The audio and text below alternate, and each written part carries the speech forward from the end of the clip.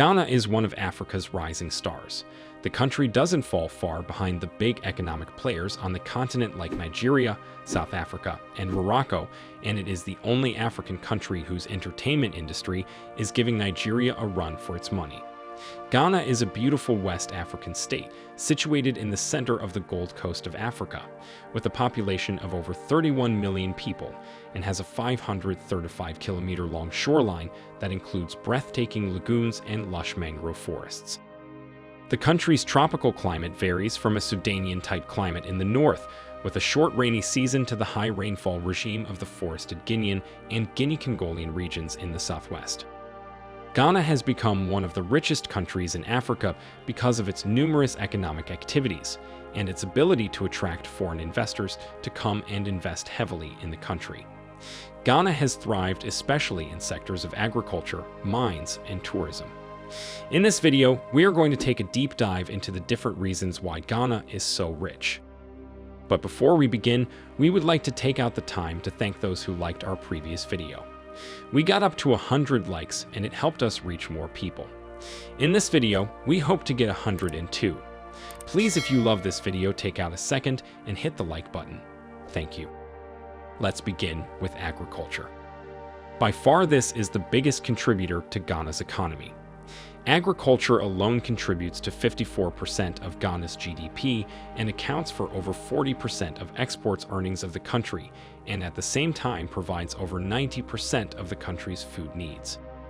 Ghana exports agricultural products like cashew nuts, peanuts, and cocoa seeds. Compared to cocoa, all the exports amount to nothing. Ghana prides itself to be among the highest producers and exporters of cocoa on the African continent, second only to Ivory Coast. The export of cocoa has traditionally dominated the economy of Ghana, and today it is one of the world's largest exporters of cocoa, which employs approximately 800,000 Ghanaians. Cocoa production and exportation generate over $2 billion in annual foreign exchange. Despite the abundance of cocoa in Ghana, only 20% is unfortunately processed in the country. The rest is processed in countries that import cocoa from Ghana like Malaysia, Switzerland, and the Netherlands. But lately, the president of Ghana stopped the exportation of cocoa to Switzerland. This is in order to encourage local processing and production of cocoa products like chocolates. Agriculture remains a major economic sector, providing income for nearly half of Ghanaians. The country is endowed with rich natural resources. But that is not all. Ghana is richly blessed with an abundance of natural resources such as timber, gold, diamonds, bauxite, manganese, and oil. These all contribute to making Ghana among the wealthier nations in West Africa. As a matter of fact, Ghana is the highest producer of gold in the whole of Africa. The minerals mined in Ghana account for 37% of the country's total exports, with gold comprising 90% of total mineral exports. MiningGlobal.com estimates Ghana's gold reserves to be 1,000 metric tons. Ghana has become known for attracting so many foreign investors. Well, they deserve it.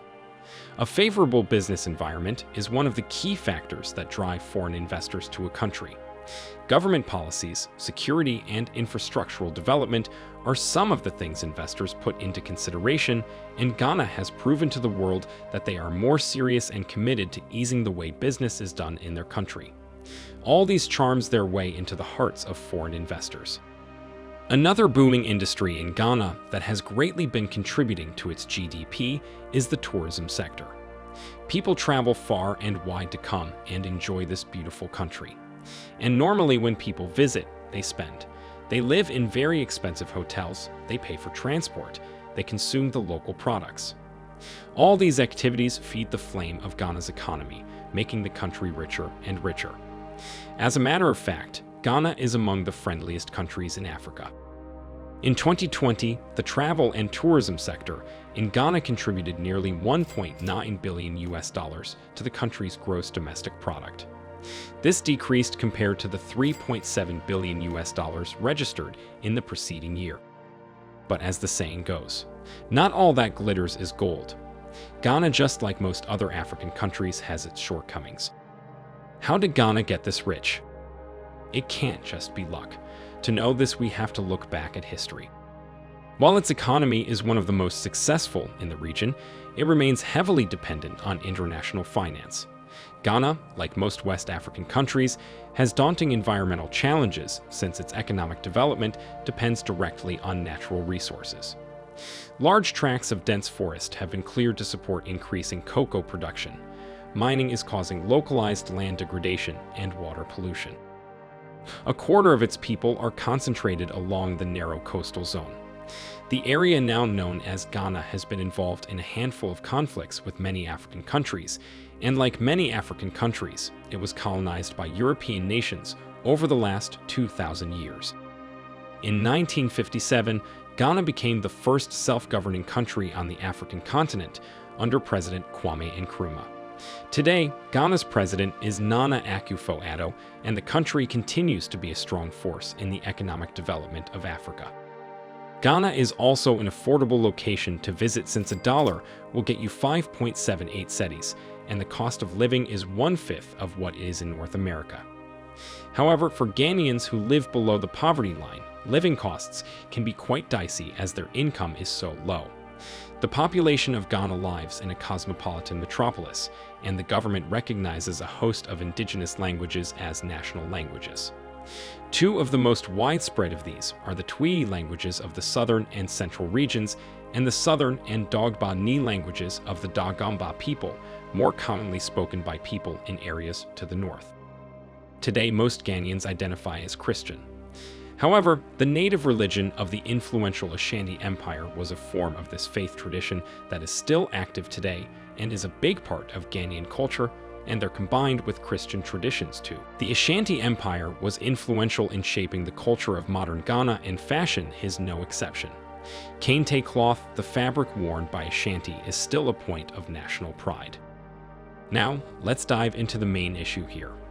How exactly did Ghana foster economic growth in such a quick spell of time? Economists still have their heads spinning. 2 years ago, Ghana was referred to as the world's fastest growing economy, with terms such as skyrocketing being used to describe its growth. This change has occurred in only 3 decades, and for any country with a history of ups and downs, this is an exceptional achievement. This was largely made possible due to good governance, and sustainable development seems to have done the trick. The government has always set its focus on Ghana's economy ever since it gained independence.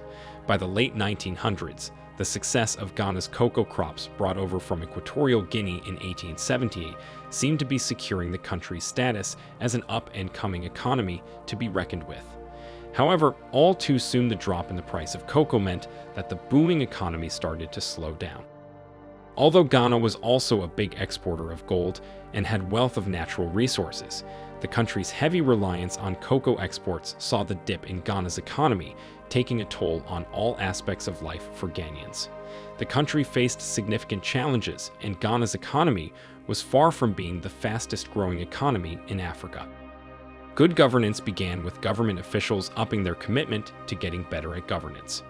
This meant taking note of what the country really needed and making decisions informed by Ghana's past, present, and future. And this good governance brought about something remarkable in the 1990s. Ghana's economy was being strengthened, and not by some new commodity the country could sell. The strength came from a more structured and equitable system of governance. The new government's transparent democracy. The government looked to strengthen society and industry through economic reform. By the mid-1990s, Ghana was once again experiencing rapid economic growth, thanks to good governance put forward in policies and plans looking to improve the quality of life for Ghanaians. These gains were boosted in 2007 with the discovery of offshore oil, and Ghana's economy was showing signs of bursting at the seams. Ghana has also consistently ranked in the top 3 countries in Africa for freedom of speech and press freedom. In the early years of independence, the country approached reform with the Economic Recovery Program. The ERP, this program had its focus on urban issues and sidelined the challenges faced by rural communities. In this way, the ERP overlooked the connections between rural and urban communities and how one community could benefit from improvements in the other. Since the start of Ghana's independence, the wealth of rural communities lagged well behind that of city dwellers. Bridging this gap inequality meant bringing better access to jobs and better pay for rural people. And by 1997, the Ghanaian government had come up with a plan. Good governance had brought with it some great opportunities to turn paper policies into practical progress in the form of the Village Infrastructure Project, the VIP looking to intensity efforts to reduce poverty and increase the quality of life across the country. The Ghanaian government launched the VIP. There was a keen call for community participation even during the planning phases of the project. The VIP had 4 main focus areas, all aligned to community concerns.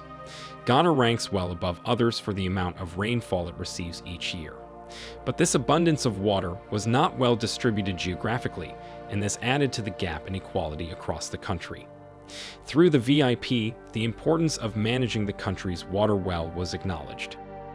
The government invested in and developed infrastructure for water catchments, as well as water conservation activities. Before the implementation of the VIP, only 8,000 of the 20,000 kilometers of road feeding into rural areas were maintained by the government. Ghana's history shows its economy was dependent on agricultural produce, and in 1997, nothing much had changed.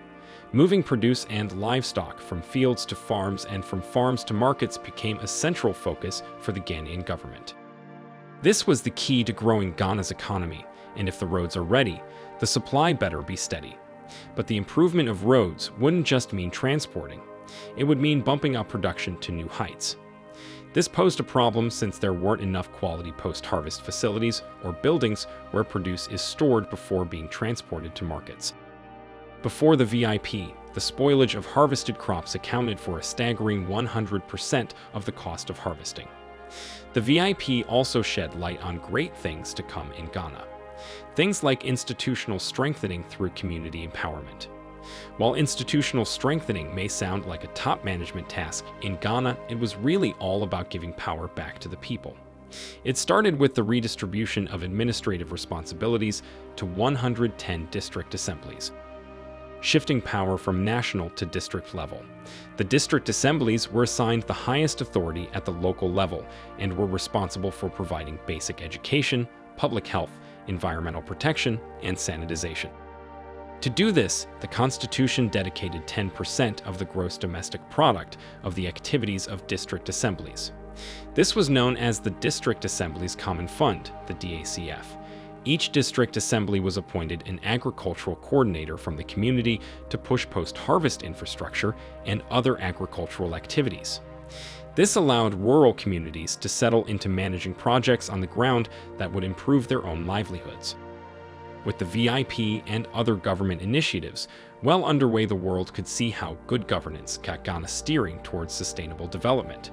The gains made in Ghana can bring hope to many a challenging situation. But keeping up progress while protecting national resources can be a tricky balancing act. 2 years ago, the World Resources Institute, the WRI, showed that Ghana was one of the top 10 countries increasingly losing swathes of its rainforest. Interestingly, the rainforests are being cleared to grow cocoa crops, which has again become a major commodity for export in Ghana.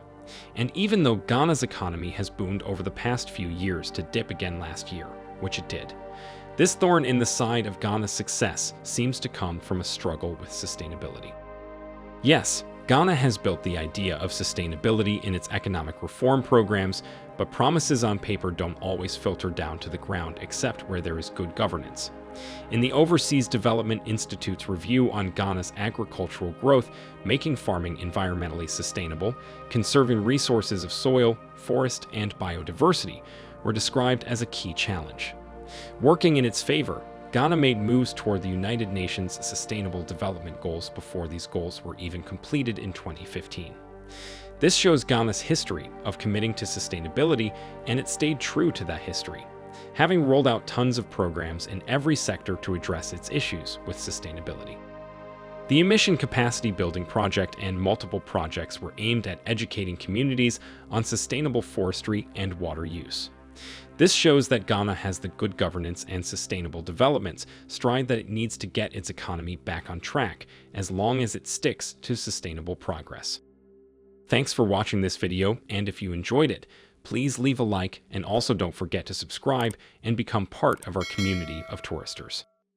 Hit that notification bell so as not to miss out on any of our upcoming videos.